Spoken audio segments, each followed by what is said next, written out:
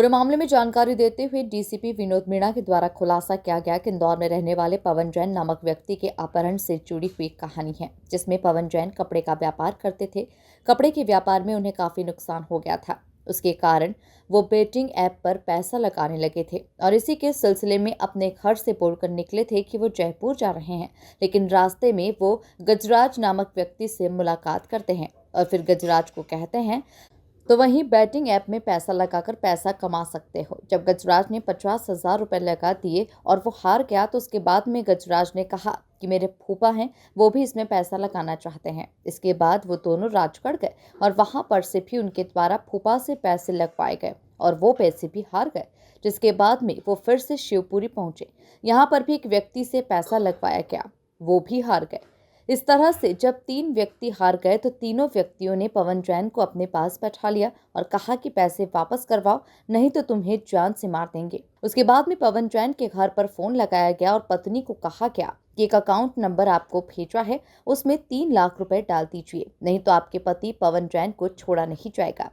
इस पूरे प्रखंड में पुलिस ने प्राथमिक रूप से प्रकरण दर्ज करने के बाद में शिवपुरी के लिए रवाना हो गई और फिर वहां से पवन जैन को आजाद करा लिया गया और गजराज अहिरवार, दीवान अहिरवार और बाबूलाल अहिरवार को पकड़ा गया। उन्हें इंदौर लाया गया है। पुलिस का कहना है कि बेटिंग ऐप में पैसा लगाने से जुड़ा हुआ यह पूरा मामला बताया गया है, जो पूरी तरह से भारत में प्रतिबंधित है, लेकिन लालच में तीनों व्यक्तियों ने इसमें पैसा लगा दिया। वो अपना रुपया वापस मांगने के लिए पवन जैन की पत्नी को फोन लगा रहे थे। फिलहाल इस पूरे मामले में अभी जांच की जा रही है।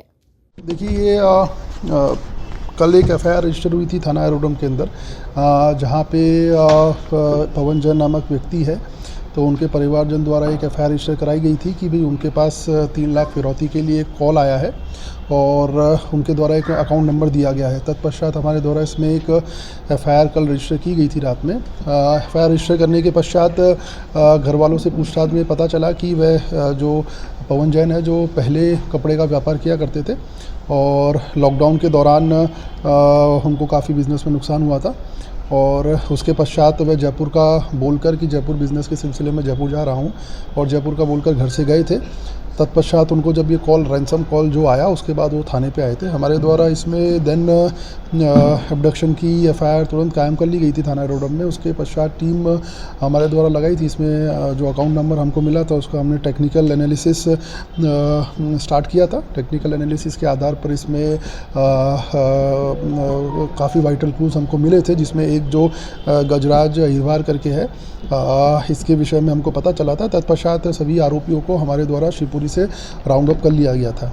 राउंड अप करने के पश्चात इसके अंदर जो कहानी आई वो इस प्रकार से थी कि ये जो पवन जैन था, ये जो गेमिंग ऐप्स होते हैं, बैटिंग ऐप्स होते हैं, उसके ऊपर बैटिंग करता था और 1 का 2 गुना, 3 गुना, 4 गुना इस प्रकार के पैसे कमाने का दावा किया करता था। तो जो गजराज अहिरवार था वो इसके संपर्क में आया था और इसके द्वारा उससे 50,000 रुपये बैटिंग में लगवाए थे, जो वह हार गया था। तत्पश्चात इन दोनों ने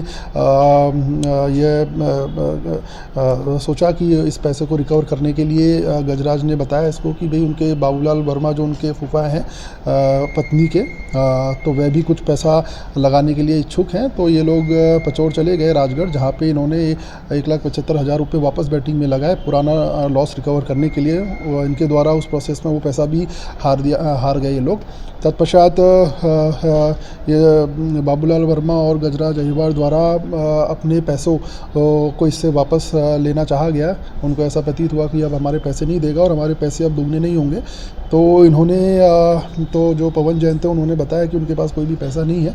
तब जाके इन्होंने ये कॉन्स्पिरेसी रची और उसको वहाँ से ले जाकर शिवपुरी की तरफ वो मूवमेंट उन्होंने किया और इनके परिवार को साइमल्टेनियसली इनके द्वारा बैंक अकाउंट दिया गया कि भाई हमारे जो 3 लाख के आसपास का जो नुकसान हुआ है वह उसकी भरपाई कीजिए और इस अकाउंट में पैसा डालिए।